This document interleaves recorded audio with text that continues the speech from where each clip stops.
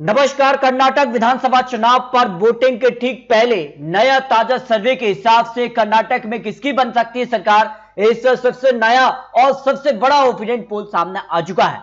अगर बात की जाए कर्नाटक के लिए 224 सीटों पर 10 मई को वोटिंग होगी और 13 मई को नतीजे सामने आ जाएंगे। अगर बात की जाए 2018 में बीजेपी 104 सीट, कांग्रेस 80, जेडीएस 37 और अन्य की बात की जाए तो 3 ही सीटों पर जीत मिली थी। वहीं लोकसभा चुनाव 2019 में 28 सीटों में से बीजेपी ने 25 सीटें, एक सीट कांग्रेस, जेडीएस 1 और एक सीट अन्य के पक्ष में रही थी। लेकिन इस बार आपको बता दें कि यहां जेडीएस कांग्रेस अलग अलग चुनाव लड़ रही है, तो आम आदमी पार्टी भी इस बार चुनावी मैदान में उतरी है। और ऐसे में जो नया ताजा सर्वे सामने आ रहा है और बड़े बड़े मंत्री भी चुनावी मैदान में उतर चुके हैं, लेकिन प्रधानमंत्री मोदी जी के चुनावी मैदान में उतरने से क्या बदलने वाला है कर्नाटक का इतिहास?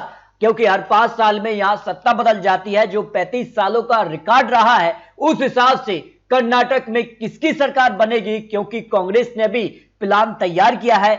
40 से ज्यादा बड़ी रैलियां यहां पर कांग्रेस करने जा रही है, जिसमें मल्लिकार्जुन खड़गे 25 रैलियां, प्रियंका गांधी 5 रैली और राहुल गांधी भी यहां पर 10 रैली करने जा रहे हैं। तो ऐसे में किसके प्रचार में कितना दम है, इस पर कुछ महत्वपूर्ण आंकड़े भी सामने आ रहे हैं। देखिए, अगर बात की जाए कर्नाटक चुनाव के लिए कांग्रेस ने 200 यूनिट यहां पर मुफ्त बिजली का ऐलान कर दिया है। 2000 मासिक मदद घर की मालिकाना को मिलने जा रहे हैं। 3000 मासिक भत्ता स्नातक बेरोजगार को देने का वादा कांग्रेस करती नजर आ रही है। 1500 डिप्लोधारी और बेरोजगारों को भत्ता देने जा रही है। 10 किलो चावल निम्न आय वर्ग को देने का वादा कांग्रेस या चुनावी मैदान में उतरी है, जबकि आम आदमी पार्टी भी चुनावी मैदान में उतर चुकी है। 300 यूनिट मुफ्त बिजली का वादा आम आदमी पार्टी करती नजर आ रही है। 3000 बेरोजगारी भत्ता, शहर की बसों में छात्रों को मुफ्त परिवहन जैसी बड़ी यहां पर जो है योजनाओं को आम आदमी पार्टी चुनावी मैदान में उतर चुकी है। जबकि जेडीएस भी यहां पर 10,000 प्रति एकड़ की दर से 10 एकड़ तक सहायता राशि देने का वादा कर रही है,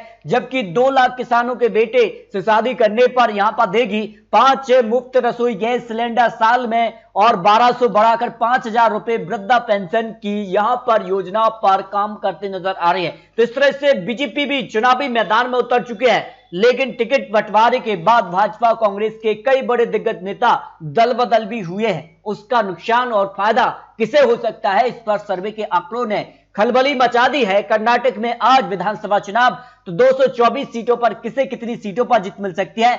2018 में बीजेपी ने 104 सीटें, कांग्रेस ने यहां 80 सीटें, जेडीएस ने 37 और अन्य की बात की जाए तो 3 सीटों पर जीत मिली थी। तो इस तरह से अगर बात की जाए त्रिशंकु सरकार क्या 2023 में देखने को मिलेगी, क्योंकि 2018 में यही आंकड़ा देखने को मिला था। यहां पर बड़ा उलटफेर भी देखने को मिला था। 2018 में चुनाव नतीजों के बाद येदियुरप्पा ने मुख्यमंत्री पद की शपथ ली, लेकिन यहां पर फ्लोर टेस्ट में बहुमत साबित नहीं कर पाए। इसके बाद बीजेपी ने यहां सरकार बना ली।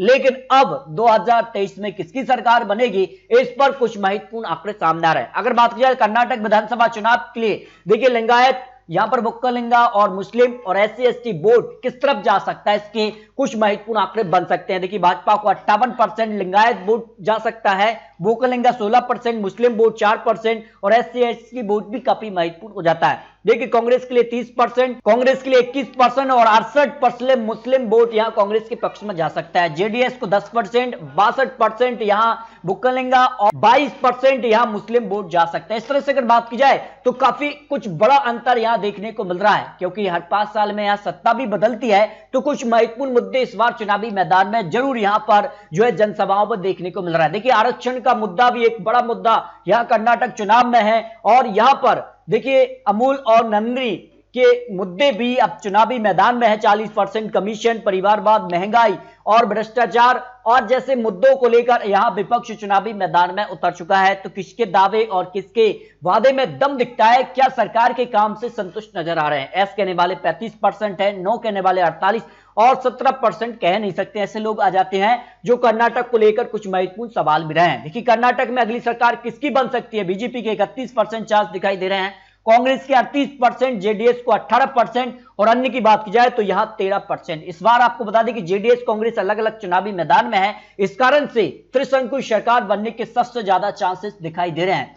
अगर कर्नाटक चुनाव के लिए जो अनुमान वोट शेयर में लगाया जा रहा है, बीजेपी को 36 से 40% वोट शेयर जा सकता है, कांग्रेस को 42 से 44% वोट शेयर और अन्य की बात की जाए तो 3%, जेडीएस को 14 से 16% वोट शेयर कर्नाटक चुनाव में जा सकता है। अगर यहां पर सीटों की बात की जाए, 224 सीटों के लिए जो अनुमान लगाया जा रहा है उस हिसाब से 80 से 104 सीटें भारतीय जनता पार्टी के पक्ष में जा सकती हैं, जबकि कांग्रेस यहां 100 से 120 सीट तक पहुंच सकती है और जेडीएस 18 से 25 सीटें और अन्य की बात की जाए तो 1 से 4 सीटें जा सकती हैं। इस तरह से जो अनुमान ओपिनियन पोल के हिसाब से लगाया जा रहा है उस हिसाब से बीजेपी कांग्रेस में कड़ी टक्कर देखने को मिल सकती है, लेकिन निर्णायक जेडीएस हो सकती है। 18 से जो 25 सीटें हैं अगर यहां पर आती हैं तो फिर कांग्रेस के लिए या जेडीएस का सहारा मिलेगा या फिर बीजेपी को मिलेगा, यह महत्वपूर्ण हो जाता है। तो ये इस तरह से कर्नाटक चुनाव पर जो नया ताजा सर्वे सामने आ रहा है उस हिसाब से काफी खलबली देखने को मिल रही है और यह अनुमान लगाया जा रहा है कि कर्नाटक में यहां त्रिशंकु सरकार बनने के चांसेस सबसे ज्यादा दिखाई दे रहे हैं। तो आपको क्या लगता है, अपनी राय रख सकते हैं। क्या कर्नाटक चुनाव में बीजेपी को पूर्ण बहुमत की सरकार बनेगी या फिर कांग्रेस को पूर्ण बहुमत का आंकड़ा जो कि 113 है वो मिलेगा, या फिर जेडीएस यहां किंग मेकर की भूमिका में आएगी, लेकिन सहारा किसको मिलेगा, यह काफी महत्वपूर्ण हो जाता है।